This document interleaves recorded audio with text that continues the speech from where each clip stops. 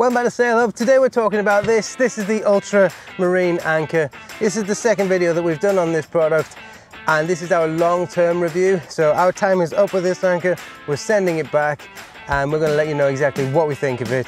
How good is it? Does it live up to that world's #1 status that they put on it?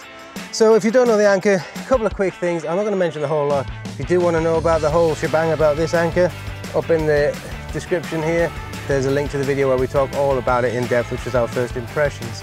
Tell you a little quick thing about it before we get in. She's all stainless steel construction. There isn't a galvanized option. It has a hollow shank, it has lead in the fluke, and all sorts of little things going on to supposedly make it the world's #1 anchor. Is it or isn't it? Well, we'll see what you think. That's for you to decide, really. Other things we're going to look at today: ultra bow roller, so we'll show you how that works. Supposedly a perfect unison fit to this anchor. Okay, one other thing that we're going to have a look at here is the ultra flip swivel. I'll let you just have a quick look at some shots on that, and we'll briefly touch on its design, and then maybe in a later video we'll talk about the ultra flip swivel and all of its sort of capabilities and wonders, let's say. Right, so let's chuck this in the water and see how she performs. So that's us well out of the mooring buoy sort of area. I'm just searching out some clean water to drop this anchor in, and when I say clean water, what I mean is something with just clear sand, no seagrass, no weed, no rocks, so we can get good footage here and show exactly what's going on. Before we go out there, I just want to pass on a couple of names for you guys to look at when you're looking at anchor testing. One guy in particular, Steve from Sailing Vessel Panoply. This guy's an absolute legend when it comes to anchor testing and the likes. He's just done pretty much every anchor on the market. He's got absolutely tons of underwater footage, a real source of information there, so go and check them out. Another couple to look at is Steve and Judy. These guys are from Sailing Vessel Fair Isle. They are pretty big fans of the Ultra. Hi, I'm Steve from Fair Isle, and if you've watched our channel you'll know I use a lot of ultramarine gear. I love it. I've had the Ultra anchor for about 3 or 4 years now, and it's never let us down. But although I've done lots of testing on how it sets, resets, that sort of stuff, what I've never really talked about is situations like this. We're in a packed anchorage now in Mallorca. It's high season, but in short scope, if you haven't got the swimming room, the Ultra anchor's really good, so it's another really good benefit. And they've done a really nice piece on that, so definitely go and check that out as well. Okay, so what we're going to do today is just go out, put down a 6:1 scope. That's what you'd use in a storm or something like that. Set the anchor in that. We're going to let the wind spin us around, show reset. We'll do a number of scope testing to see when we can make this anchor slip. So the seabed today is quite soft sand, but I think we should get some good shots to show actually what the anchor's doing. That's the intention of this video.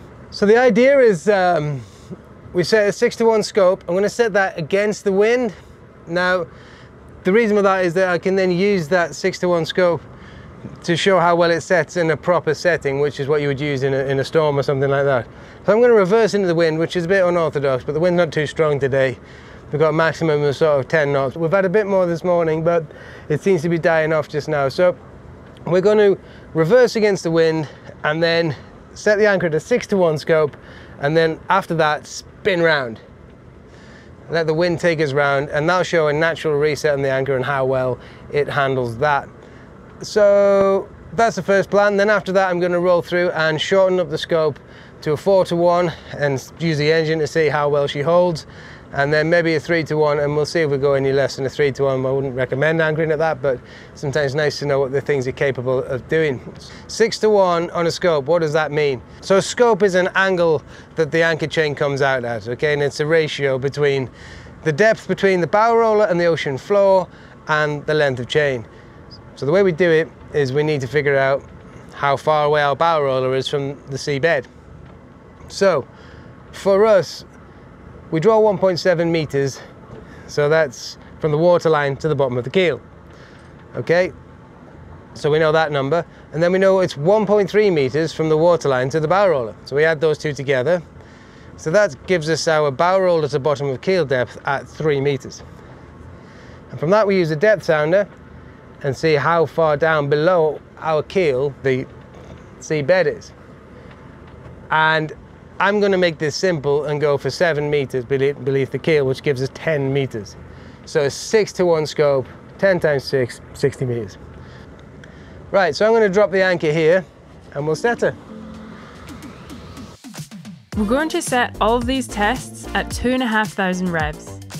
But to simulate dropping the anchor in 20 knots of wind, we're going to set the first drop with less force, at only 1,500 revs.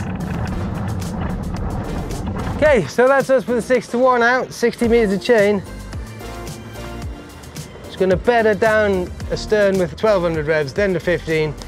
So just slowly bring her up. Oh, I think she might be there now, actually. Let's find a transit here. Okay, so what we've got here is I'm looking out to the side to see if we've set the anchor well, make sure we're not pulling back. You can see on the water that we're not moving far, but a better reference is to look out to land. I can see the side of a cliff, and probably about half a mile behind that, I can see a building right on the edge of it. So I know that if they do this, something's moving. So I know that on a 6-to-1, this anchor will hold us at full throttle. This is a Naiad 332. She only weighs 5.3 ton, but actually the reality of it is when weighed in the sling several times, she's always over 7.5 ton. And it's a 30 horsepower engine which pushes her no problem. It's quite powerful for a boat, that is. Okay, so I'm revving this up now. Now I'm going to take all of our test revs up to 2,500. It's kind of 3/4 throttle, it might be even a bit more. Maximum throttle on this is 3,100. I think it's quite important that we get a good thrust on it, but we've also got anywhere up to 10 knots of wind today.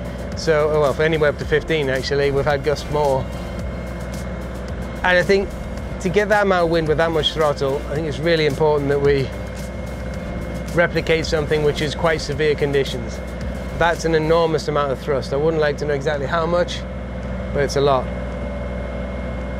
Okay, we're absolutely going nowhere. Speed over ground says we're going very, well, it says 0.1, 0.2, but we obviously wander a little bit side to side in the wind. So with that, what we're going to do is just let the boat swing round in the wind now and see where we end up and see how well the reset goes.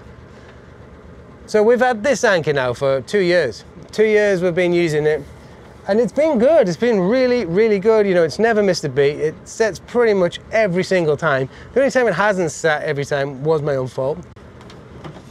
So a bit of user error was definitely the case in that instance.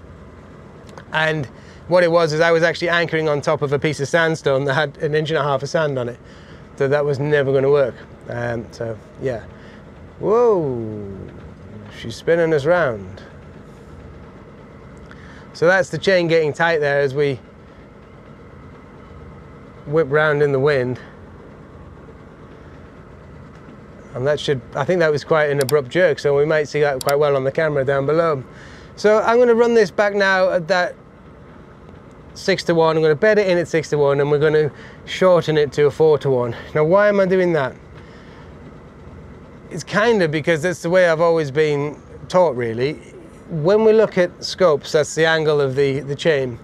An anchor is designed to sit into the sand, and if we have an angle going straight up to the top of the sea on a quite a steep angle, then it's not allowing the fluke to dip in. So the longer the chain, the less of an angle, and the more the fluke will dig in. So if you're wanting to set something to work in a situation where you might have sort of bad wind in a small area of swinging room, set the anchor as long a scope as you can, kind of diminishing returns after a 6-to-1, and then shorten up the scope after that because the fluke's in deep. Whereas if you set it on a short scope, you're not going to go as deep. So we'll do that, and then we'll move it forward to a 4-to-1, and we'll put some throttle on that and see how it goes. Let's get going. Bedded her in there at a 6-to-1.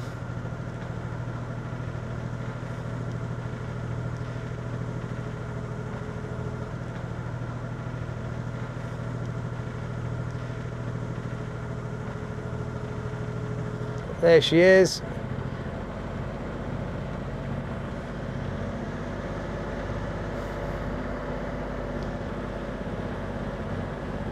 Okay, so I'm going to go forward, shorten the scope to 4-to-1, so that's 40 meters of chain up.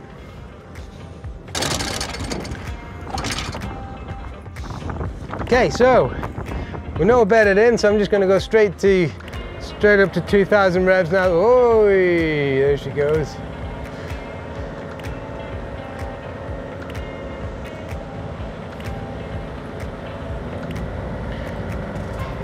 $2,200. Doesn't appear to be moving from here.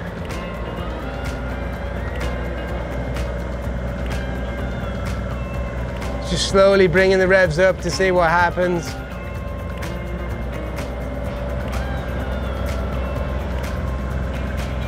That's 2,500 revs, 11 knots of wind.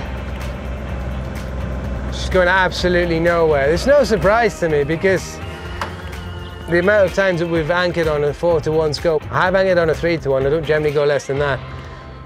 And that's because I think the angle, I've never tested it, but I can't imagine how well it can actually hold. So 4-to-1, it's definitely working a treat. Let's go and take this down to a 3-to-1. It's 30 meters of chain. Okay, 30 meters out. Let's bring this back a bit. Bring her up snug. Whee! Span round into the wind again. So 2,000 revs now.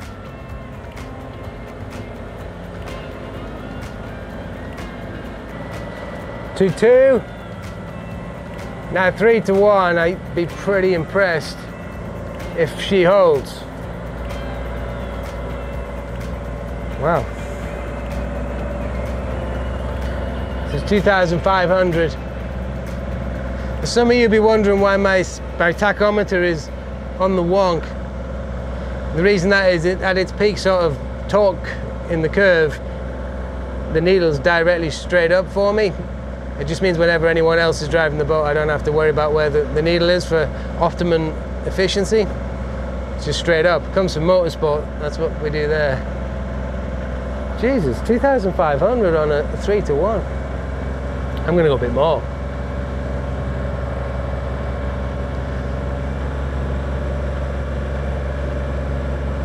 I can't actually believe this.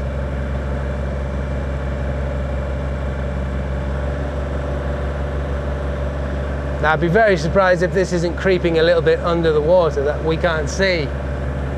So we've just done full throttle on a D130 on a 3-to-1 scope. I can't believe that. Bang goes my theories about not having too much scope out, hey? Well, 3-to-1's now my minimum set. That's insane. All right, let's try 2-to-1. We've got to do 2.5. I can't take it to a 2-to-1. I mean, that's like ludicrously shallow or ludicrously steep angle.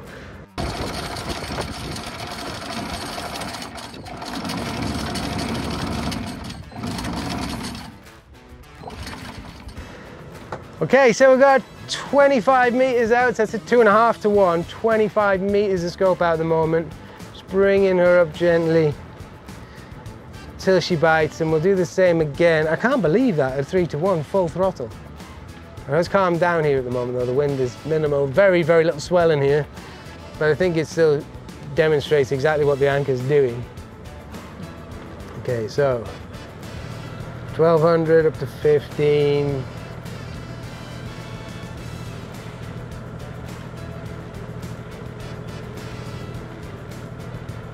Waiting for her there, straighten up a little bit. There she goes.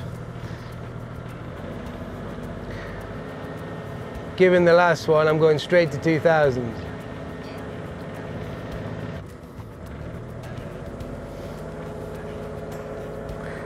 So there she is, 2,000. 2,200.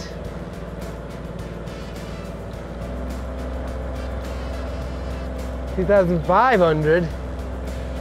Oh no, she's slipping now, she's slipping. She's just starting to slip there, 2,500.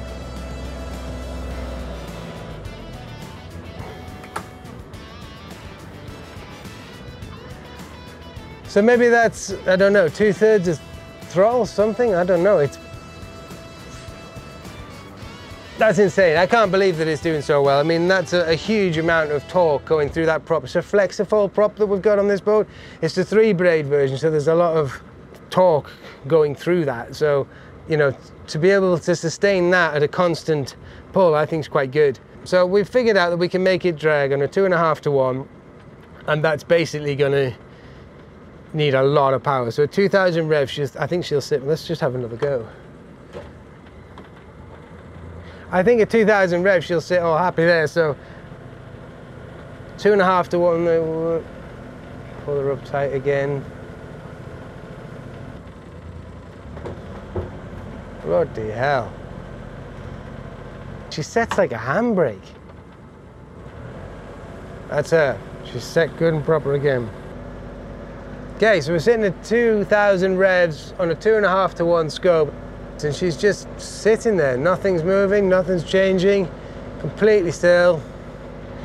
So I think it's fair to say a 2.5 to 1 will hold on this anchor in these conditions, especially on this boat anyway.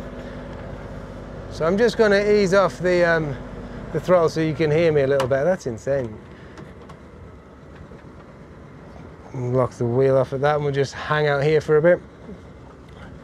So the question is this anchor actually worth it? I mean, £2,500 for an anchor and a swivel is an awful lot of money. And I think that's about the going rate for this one, the 21 kilo. Maybe it's a bit less, maybe it's 2,000. Nonetheless, it's an expensive piece of kit and there's a lot of other things on the market. So coming in at the, you know, the £700, £1,000 all in kind of category. And that's without the chains, of course. It's an expensive piece of kit. But what price do you put on your boat? Boats are expensive. Spend the money on the anchor. Is it worth that money? I can't make that decision for you. You know, you only know that.